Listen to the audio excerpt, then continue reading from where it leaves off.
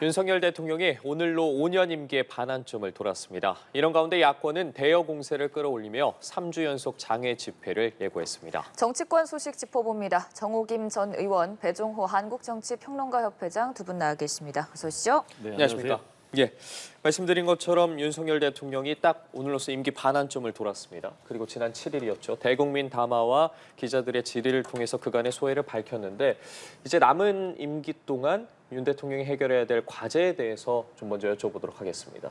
대답해 주시죠, 먼저. 예. 일단 총체적인 위기 상황입니다. 지금 윤석열 대통령 출범 이후에 계속해서 20%대를 유지하다가 지금 반환점을 앞두고 20%가 무너졌고 갤럽 여론조사 보면 이제 17%까지 무너졌는데요. 문제는 이번에 마지막 기회라고 할 수 있는 대국민 기자회견 내용이 굉장히 좋지 않았기 때문에 17%보다 더 떨어질 가능성이 굉장히 높다. 이렇게 전망을 하고요. 그러면은 윤석열 대통령이 앞으로 해야 될 가장 중요한 것은 뭐냐? 역시 저는 가장 중요한 것은 계속 추락하고 있는 대통령의 지지율을 회복하는 것이 가장 중요하다. 왜냐하면 20%는 이제 심리적 마지노선이라고 하거든요. 이게 이제 무너지면 사실상 심리적 탄핵 또는 정치적 탄핵이다라는 평가를 받기 때문에 국정 운영이 정상적으로 불가능한 상황이에요.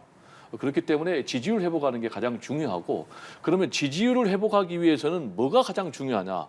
역시 이제 부정평가 요인을 보면은 김건희 여사 문제가 지금 5주 연속 1위를 차지하고 있거든요. 그래서 김건희 여사 문제에 대해서 제가 볼 때는 특단의 조치가 있어야 된다.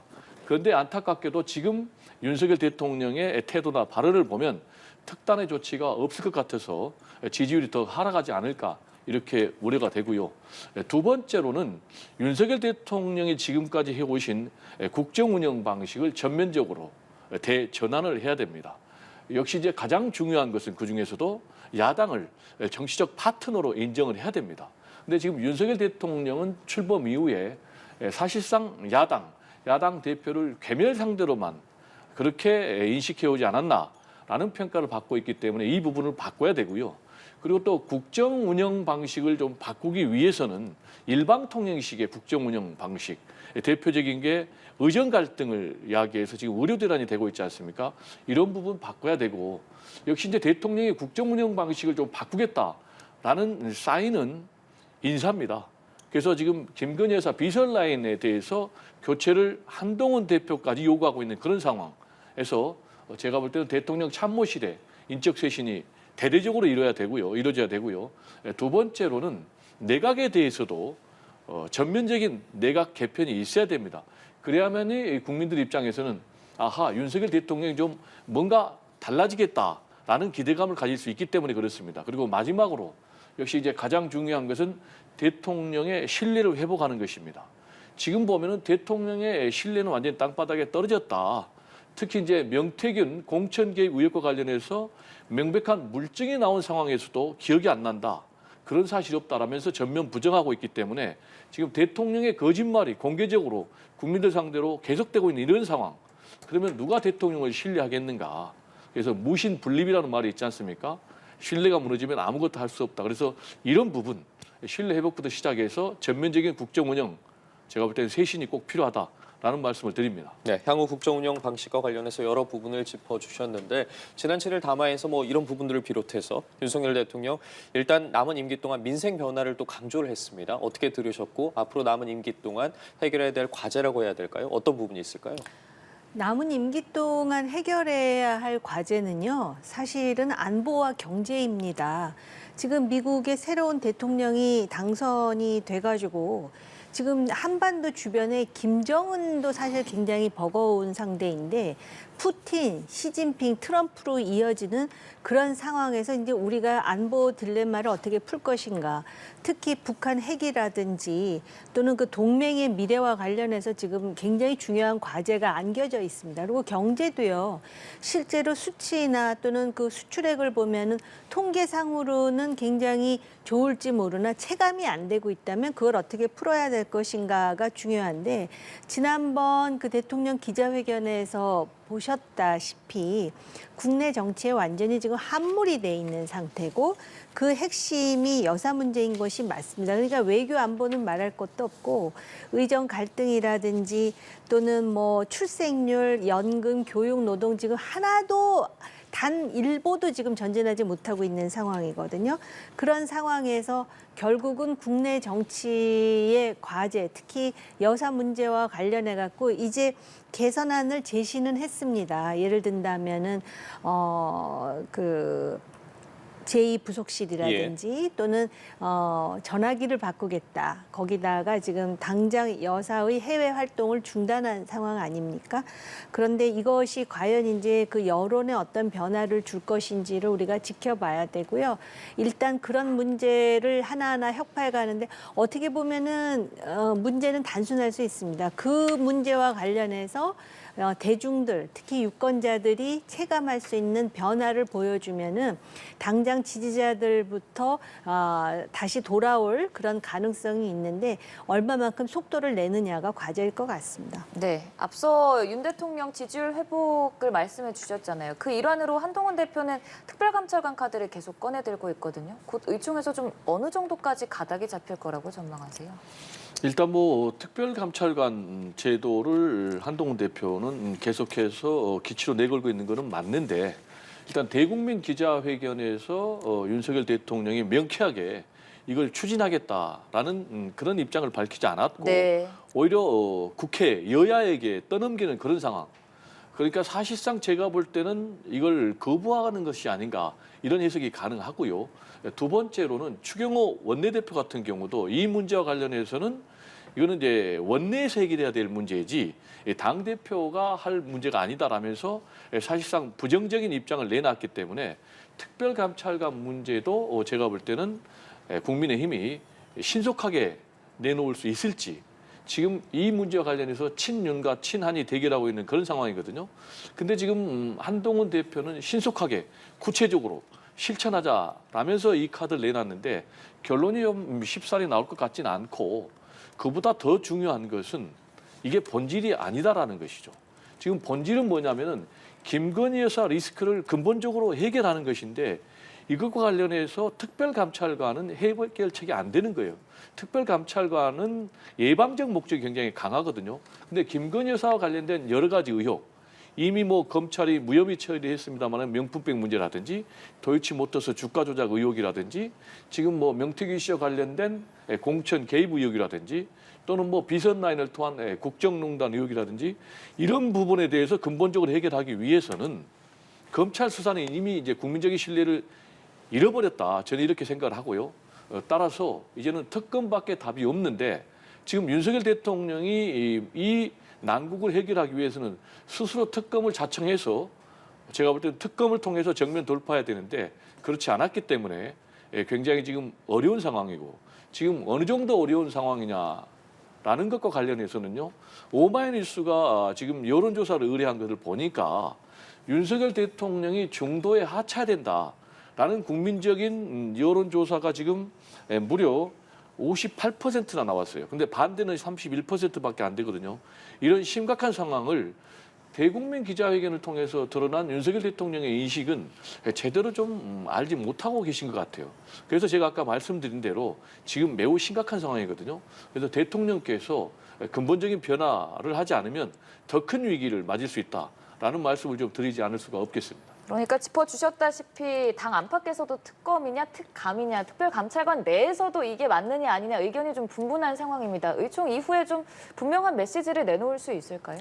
특별감찰관이 제도적으로 출범이 된다면은 이거는 단순히 여사 문제뿐만 아니라 대통령의 일가 그리고 대통령실의 측근들까지도 미래에 어떤 활동을 하든 간에 필터링을 하겠다라는 것이기 때문에요. 특별감찰관은 물론 문재인 정권 때도 하지 않고 넘어갔으나 이것은 하는 것이 맞습니다. 그런데 지금 이게 원내 대표의 소관이든 또는 당 대표의 소관이든 만약에 특별감찰관 출범시키는 것마저도 좌절이 된다면 과연 국민들이 이것을 어떻게 볼 것이냐, 과연 개혁의 의지가 있느냐, 쇄신의 의지가 있느냐의 가늠자로 볼 것입니다. 그렇기 때문에 물론 야당에서는 특별감찰관만으로는 부족하다 그러지만은 특별감찰관 빼고 특검하자라는 거는 결국 특검을 통해서 또 주말마다 시위를 하면서 탄핵으로 가는 빌드업을 하겠다라는 정치적 의도가 너무나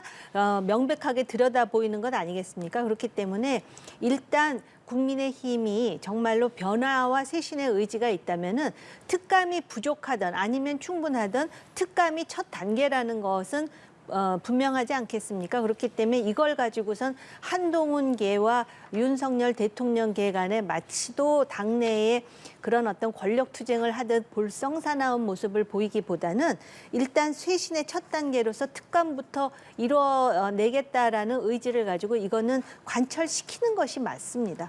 그러면 이 내용도 좀 이어서 여쭤볼게요. 지금 홍준표 대구시장 같은 경우에 친한계를 향해서 비판을 이어가고 있습니다. 박근혜 전 대통령 당시죠. 요즘 여당 모습이 바른정당의 모습을 떠올리게 한다면서 그 발언을 빌리자면 난파선 쥐떼 비유를 하기도 했습니다. 지금 이제 다가오는 다음 주죠. 14일에 의원총회가 예정돼 있는데 의총을 좀 앞두고 경고의 메시지를 날렸다고 봐야겠습니까? 어떻게 좀 해석하십니까? 글쎄 의총을 앞두고 경고의 메시지를 날리든 아니면 또 다른 행보를 하든 홍준표 대구시장의 목표는 차기 대선, 대권과 연동되어 있지 않겠습니까? 그러다 보면은 대권에 있어서 가장 큰 도전자가 아마 한동훈 대표라고 생각하지 않겠습니까? 그러다 보니까 명태균이라는 사람과 대통령의 육성 녹취록이 공개되자 결국은 탄핵 정국을 보는 것 아니냐 이렇게 우려를 표명하기도 했었는데요. 사실은 그 전화 통화도 그렇고 명태균이라는 사람의 뭐 여론 보정이 됐든 여론 조작이 됐든 최대의 피해자는 어떻게 보면 그 당시 최대의 경쟁자였던 홍준표 현 시장이라고 볼 수 있는데 그럼에도 불구하고 지금은 정적인 한동훈 대표를 공격하면서 어찌됐든 간에 자신의 입지를 구축하겠다는 것에 다름 아니다라고 생각합니다. 왜냐하면은 난파선 쥐떼라는 표현도 그렇거니와 사실은 당내에 이런 어떤 그 갈등 상황에 자신도 뛰어들겠다라는 것이지 이것에 대한 중견 정치인으로서 해법을 모색하는 자세는 저는 아닌 것 같아서 오히려 좀 안타깝습니다. 홍준표 대구시장의 발언도 그렇고 여당 내에서 굉장히 여러 목소리가 지금 계속 분출하고 있지 않겠습니까? 어떻게 바라보고 계십니까? 일단 홍준표 대구시장의 발언은 어떤 점에서 굉장히 심각하냐라고 생각하냐면 일단 탄핵을 전제로 하고 있다라는 발언이에요. 박근혜 전 대통령이 탄핵될 때 어떻게 됐느냐? 결국은 뭐 쥐떼라고 얘기했는데 내부 총질, 쥐떼들 난파선 통해서 바른정당으로 당이 분당이 됐고 결국 탄핵으로 갔다라는 것을 지금 소환한 건데 한마디로 얘기하면 지금의 상황이 그렇다라는 것이죠. 물론 이제 새로운 쥐떼를 얘기를 했는데 새로운 쥐떼들은 이제 홍준표 대구시장 입장에서는 한동훈 대표 플러스 친한계를 얘기를 하는 것이죠. 그런데 지금 문제는 홍준표 대구시장이 지금 진단한 것처럼 현재의 여건이 굉장히 분열적인 상황이라는 것이죠. 이런 이제 분열적 상황이 계속 이어지면 안타깝게도 홍준표 대구시장의 애언이 현실화될 가능성이 굉장히 높은 거죠. 그러면 이런 상황에서 여권은 어떻게 해야 되느냐?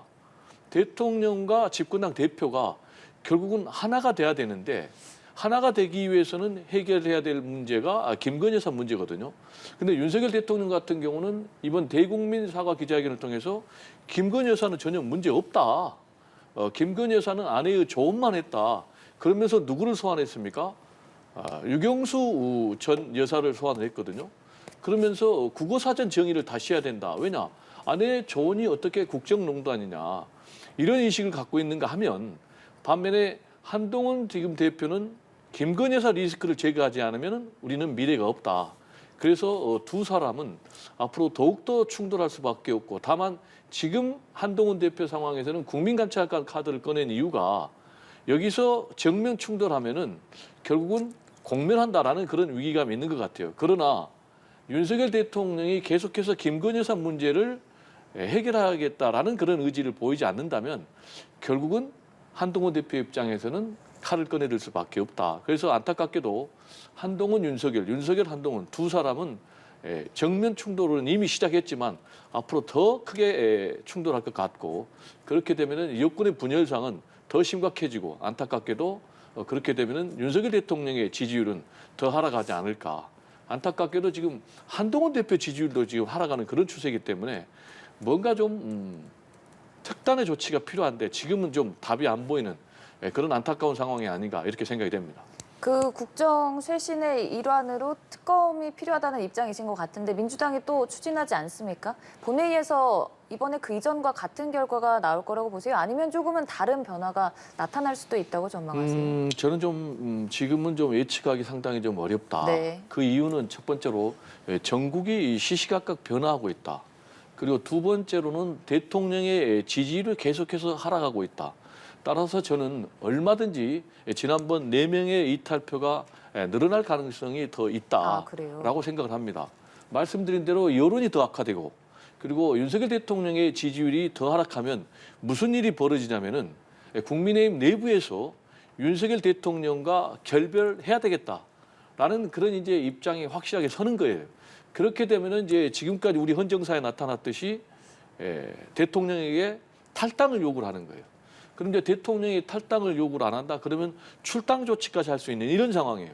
그래서 지금 이제 민주당에서는 이런 것들을 내다보고 한편으로는 이제 특검법을 계속해서 지금 발의를 하는 그러면서 대통령이 거부권을 행사하면은 다시 재발의하는 그런 행동을 하고 있고 또 하나는 지금 장외 집회를 통해서 여론전을 통해서 대통령을 압박하는 그래서 이제 이 장외 집회는 일단 명분은 특검법 그리고 임기 단축 이 두 가지인데 여차하면은 국민들의 여론과 함께 탄핵의 깃발도 들 수 있는 그런 상황.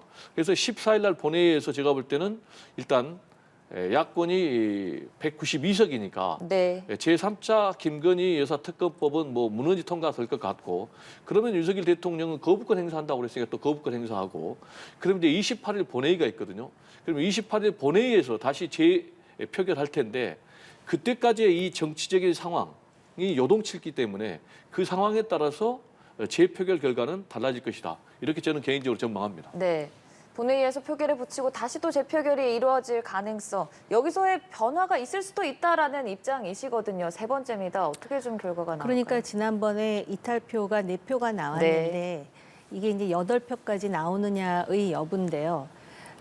그보다는 많이 나올 가능성을 지금 오히려 대통령 기자회견과 지금 여론 추이가 보면은 열려 있지만 그렇다 그래서 완전히 특검이 관철될 정도로 재표결 때 물론 무기명으로 하는데요. 네. 그렇게 될 것 같으냐라는 것에 대해서는 전 조심스럽게 거기까지는 안 갈 거라고 보는데 역시 말씀하신 대로 여론 추이에 달려 있는 건 맞고요. 그럼 여론 추이는 무엇이 변수이냐?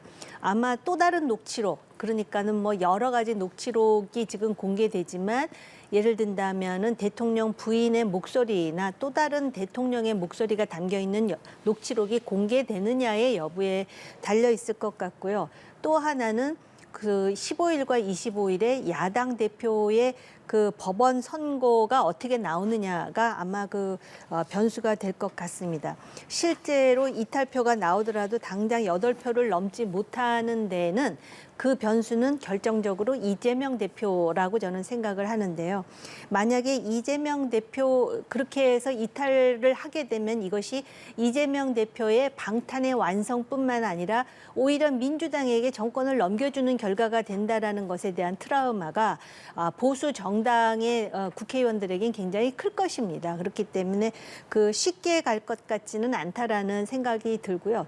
또 막상 탄핵을 결행을 해가지고 민주당 정권이 들어섰는데 도대체 대한민국의 그런 어떤 경제와 외교, 안보, 정치에 있어서 뭐가 나아졌느냐 이런 또 회의론이 중도층에게 있을 수도 있습니다. 그렇기 때문에 제가 볼 때 이탈이 한두 표 더 생길 수는 있지만 당장 그것이 특검으로 이어질 것인가에 대해서는 많은 사람들이 조심스럽지만 그거에 대해서는 회의감을 표출하는 목소리가 더 크다라고 생각합니다. 예, 알겠습니다. 저희 관련 대담 이어가기에 앞서서 조금 전 들어온 소식 먼저 전해드리도록 하겠습니다.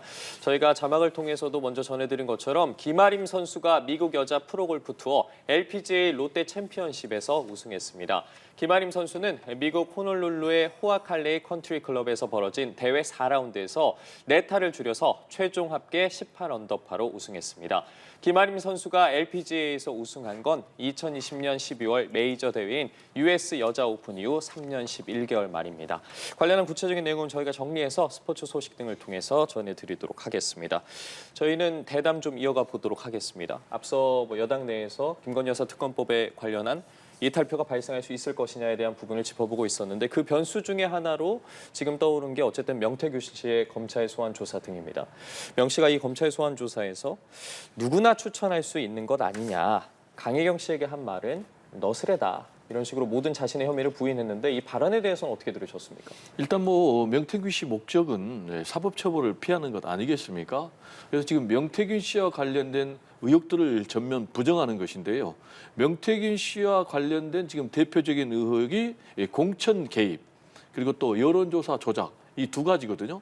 그래서 이 부분과 관련해서 일단 본인이 선긋기를 한 것이다.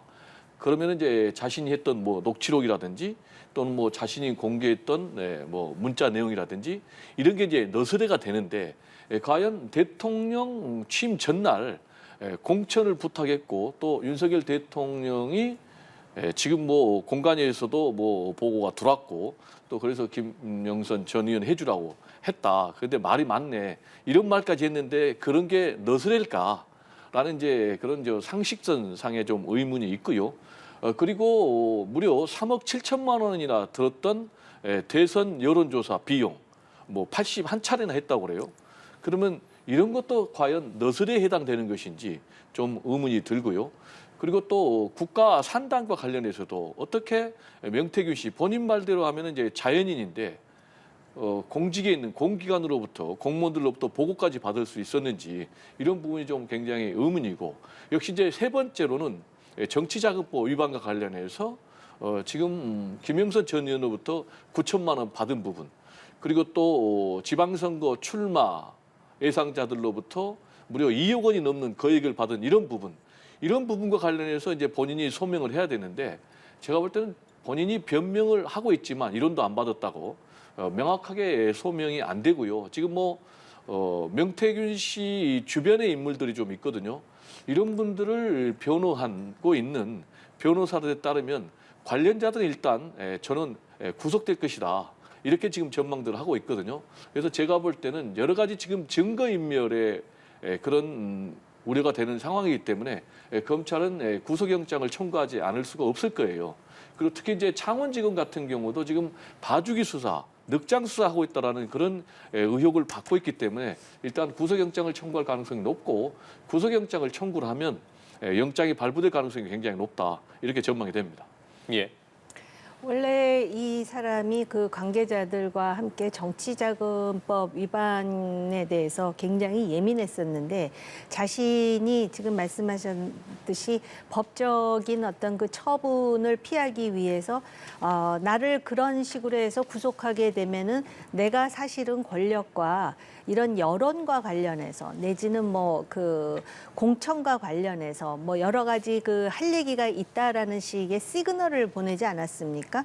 그러니까 명태균이라는 사람 입장에서는 사실은 지금 오히려 그러다 보니까 그 언론이 관심을 갖는 것은 이 사람이 사인으로서 권한 없는 사인으로서 공천에 개입을 했고 그다음에 여론에 조작을 했으며 그다음에 창원 산단에 관련이 있는지 그게 왜 또 중요하냐면은 이 사람이 연루되는 그 중요한 채널이 바로 여사였기 때문에 그렇거든요.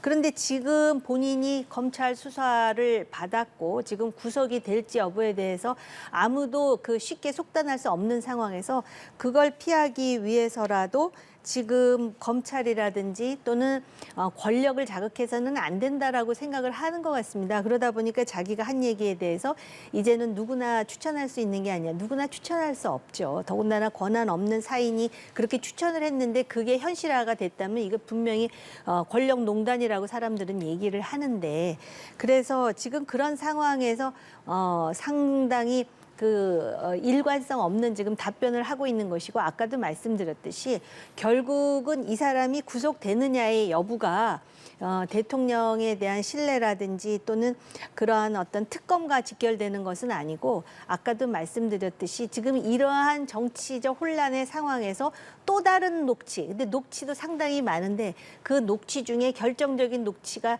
나오느냐의 여부가 상당히 중요할 것 같습니다. 저 사람은 가지고 있는데 현재까지는 내놓을 생각이 없는 것이죠. 네, 윤석열 대통령과는 조금 분리해서 봐야 된다라는 입장이신데, 민주당은 계속 장외 집회 나서면서 특검에 총력 투쟁하는 양상입니다. 3주 연속 예고한 상황이거든요. 본인 민주당이라 하면 대한민국에 이렇게 의석수가 많은 정당이 있습니까? 그런데 자기들만 하는 것이 아니라 이제 다른 군소 야당과 연대하는 얘기까지 하는 것은 네. 결국은 이런 시위를 통해서 정권을 어떤 식으로든지 좀 쓰러뜨려 보겠다라는 정치적인 의도, 이게 그냥 노림수가 보인다라고 저는 말씀을 드릴 수가 있고요. 그런데 민주당은 지금 15일과 25일에 당대표의 1심 선고를 앞두고 있는 상황이기 때문에 이렇게 하는 정치적 의도에 대해서 유권자들이 이것에 대해서 그 진정성을 의심하고 있습니다. 결국은 당대표에 대한 확고한 방탄을 위해서 지금 이것까지도 결행하는 것이 아니냐, 이렇게 볼 수밖에 없고, 또 그 과정에서 무슨 사법정의특위인가 뭐 이런 걸 만들어가지고 결국은 자신의 당대표가 무죄가 나오는 것이 사법정의라는 그런 궤변 같은 주장을 하다 보니까는 실제로 대통령이, 그리고 대통령 부인이 상당히 적절하지 못한 행동을 했다라고 생각하는 사람들마저도 이러한 민주당의 의도와 진정성에 대해서 이거는 분명히 뭔가 투명하지도 못하고 진정성 있지도 않다라고 생각하는 사람들이 많습니다. 이런 식으로 하는 자체가 국민과 그 여론의 수준을 상당히 얕게 보는 민주당의 처사라고 생각을 합니다. 네, 민주당의 장외 집회, 이재명 대표 방탄용, 뭐 정치적인 의도가 있는 것 아니냐는 목소리를 내주셨습니다. 일단 뭐 사법 방탄이다라는 것이 이제 국민의힘의 논리거든요. 그렇다면은 이게 전제가 돼야 되는 거예요. 우리 사법부가 이렇게 집회를 하면은 재판에 영향을 받는다는 걸 전제로 해야 되거든요. 근데 굉장히 좀 위험한 논리 아닙니까? 제가 좀 앵커님께 여쭤보고 싶은 게, 막 집회라고 시위를 하면은 사법부가 흔들려서 왜곡된 그런 판결을 내놓을 수 있을까요? 그러면 대한민국은 법치주의 국가가 아니죠. 그리고 사법부가 독립이 안 돼 있는 거죠. 그래서 이런 발언은 대한민국이 법치주의라는 것을 부정하는 발언이고, 그리고 또 사법부의 독립을 부정하는 발언인데, 이런 거를 지금 집권당이 얘기하고 있다라는 거예요. 그래서 굉장히 지금 이건 잘못된 발언이고요. 뒤집어서 보면 혹시 무죄 가능성이 굉장히 높아지니까 여기에 대해서 지금 불안감 때문에 이런 얘기를 하고 있는 것이 아닌가라는 좀 그런 생각이 들고요. 지금 뭐 15일하고 25일 네. 지금 재판 2개의 선고가 있기 때문에 지금 상황에서는 겸허하게 좀 기다려보고, 그리고 결론이 나오면 여든 야든 사법부의 판결을 승복하는 것이 맞다. 그것이 법치주의 국가를 인정하고 존중하는 것이고 사법부의 독립을 인정하고 존중하는 것이다. 좀 이런 말씀을 드리고 싶습니다. 제가 예. 10초만 말씀드릴게요. 지난 그 국회 국정감사에서 재판 사법부의 판사들이 나와가지고 심리적 압박을 많이 받는다. 국회에서 예를 든다면은 뭐 법관을 교체하는 거라든지 이런 문제에 대해서 그런 입장을 표명했다라는 걸 말씀을 드리고요. 무죄 가능성이 있으면은 당내에 사법정의 특위 같은 걸 만들어갖고 이재명은 무죄니까는 유죄가 돼서는 안 된다라는 주장을 할 필요가 없겠죠. 예, 알겠습니다. 다가오는 한 주도 정치권에서 어떤 소식이 들려올지 지켜봐야겠습니다. 정호김 전 의원, 배종호 한국정치평론가협회장과 함께했습니다. 고맙습니다. 고맙습니다. 네, 감사합니다.